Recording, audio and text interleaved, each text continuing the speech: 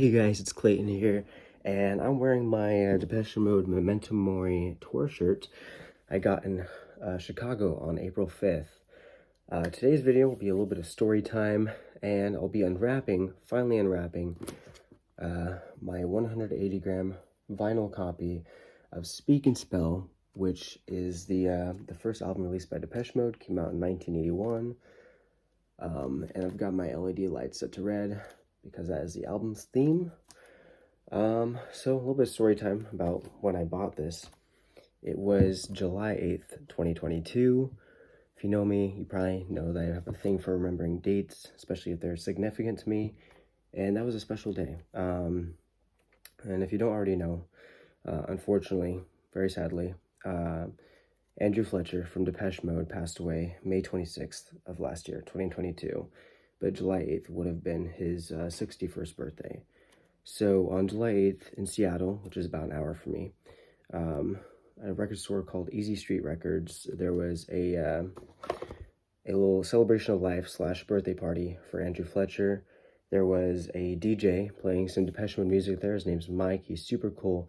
Go follow him on Instagram. His name is DM Syndicate. Super awesome guy. Loves Depeche Mode. By the way, here's my Depeche Mode wall behind me.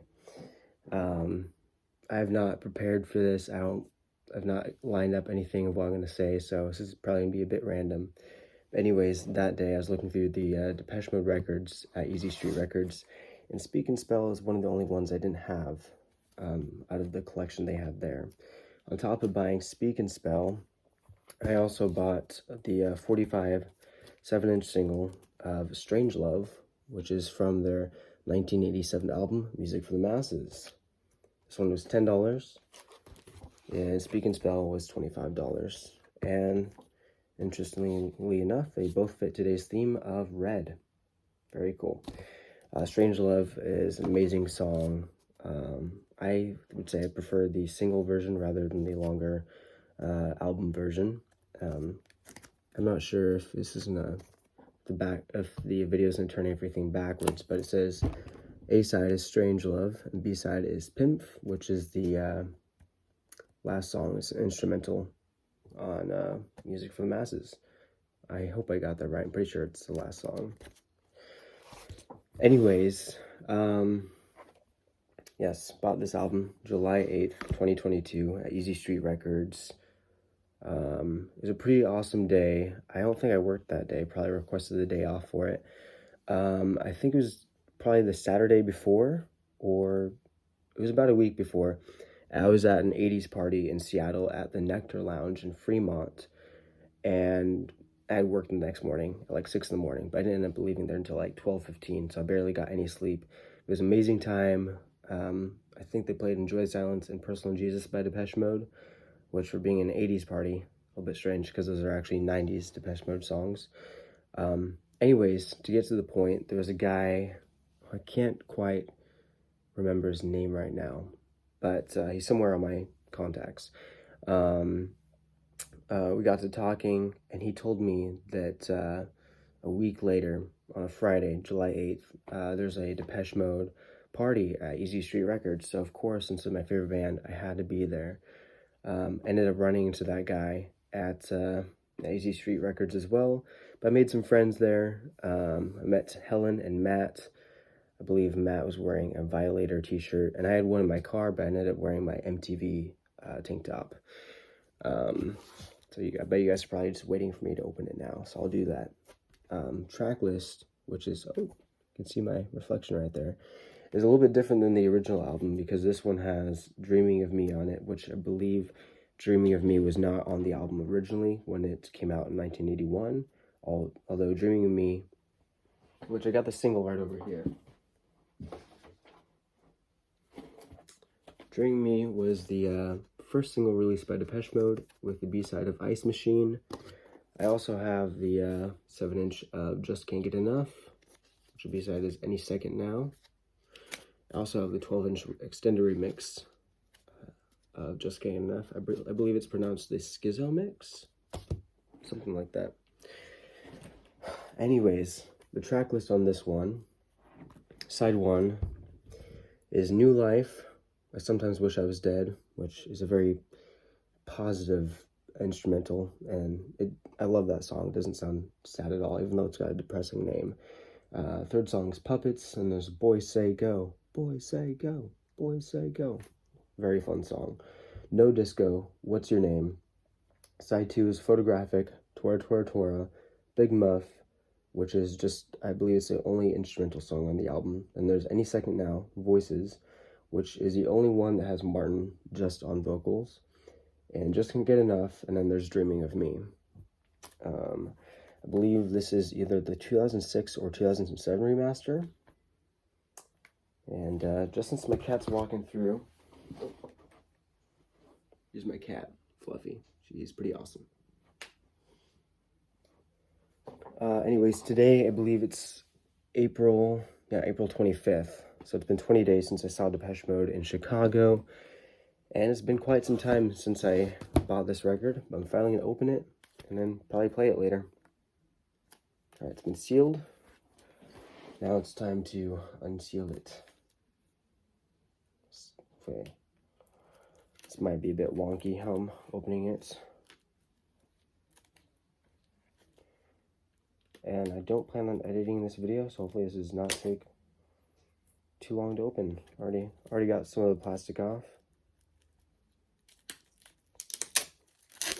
A fun fact, one of the founding members of the band, I believe, it was originally Andrew Fletcher and Vince Clarke who founded it, and then Martin Gore became a member, and then at that time they were called the Composition of Sound. They heard Dave singing the song Heroes by David Bowie, and they just had to have him in the band, so he became a member of the band. When they played a few concerts, and that wasn't with Dave. I can't remember the exact date of when Dave joined the band or when his first concert with Depeche Mode was. But I believe prior to Dave, they were called A Composition of Sound. And this is the only album that has Vince Clarke on it. All these songs, I believe, were written by Vince Clarke. It's a nice looking album, very shiny. I believe we've got the plastic off. All right, now we get to open it up. Ooh, that's a lot of words. I get to read a lot for you. So this side just probably has facts about the album. This side is all the lyrics. All right. In 1981, Depeche Mode was Vince Clarke, Andy Fletcher, Dave Gahan, and Martin Gore. It's a little story time. All right. We're at almost 8 minutes. The album was recorded in the early part of 1981. It was pretty much a replication of what they had been playing live. There were songs that didn't make it onto the record, and a few were new, but basically it was a set I had seen them playing 6 months before in Canning Town. Okay, so I believe this is Daniel Miller, something he wrote right here. Yep, it does say Daniel Miller's name at the end. Daniel Miller is from Mute Records, and if we look on the back, it should say, yeah, produced by Depeche Mode and Daniel Miller. I'll get back to reading. We recorded at Black Wing Studios near London Bridge with an engineer called Eric Radcliffe, who had previously worked with me on Fad Gadget and Silicone Teens. It was a very friendly atmosphere and quite an adventure to use synthesizers to create all the music. Most engineers just didn't get what you wanted to do. But Eric, as well as being an outstanding guitarist, was a scientist. He was very into experimentation, so it was a good creative environment.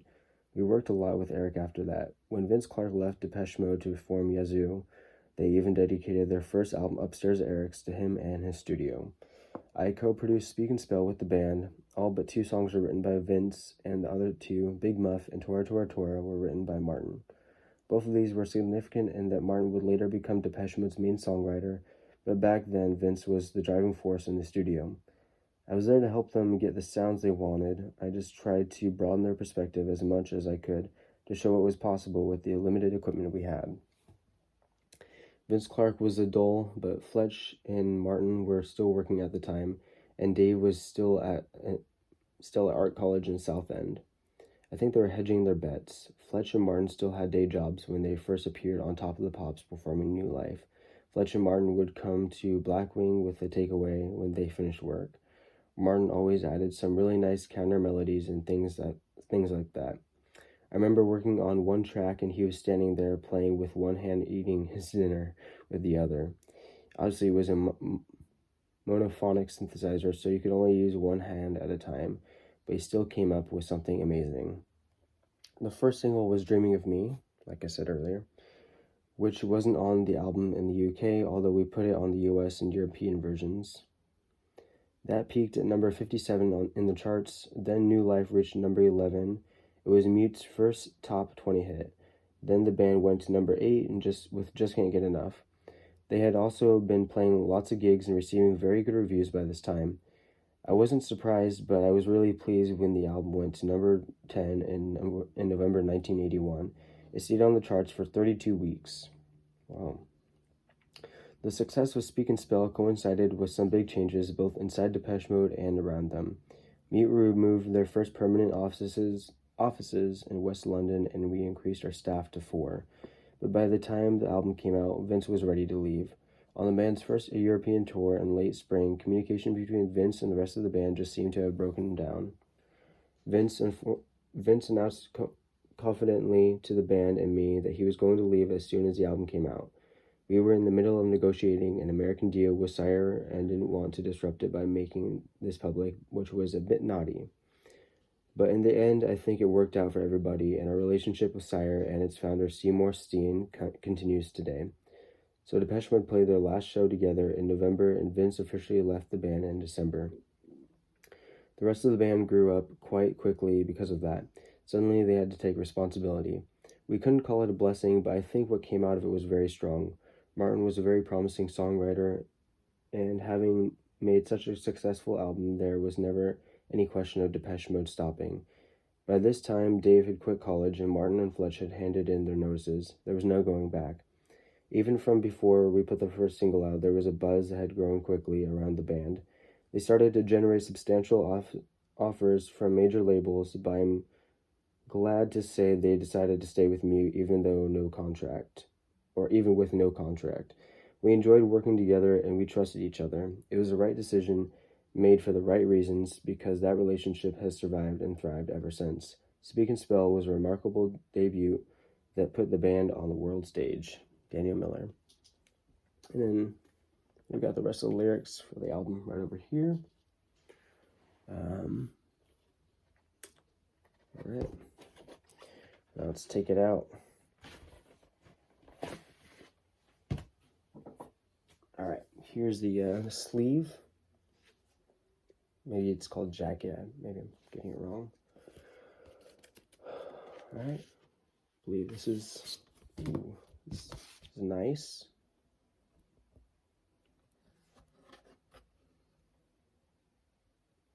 So yeah, that was side 1, and then this is side 2. So I'll probably play this later, but all right. I believe that is the video. I just wanted to give a video of me opening it up, give my reaction, and then I thought I'd throw in some story time relating to the day I bought it. There'll probably be a lot more story time videos eventually. Soon I will be doing some more Depeche Mode fan interviews. If you would like to be in a Depeche Mode fan interview, just comment on this.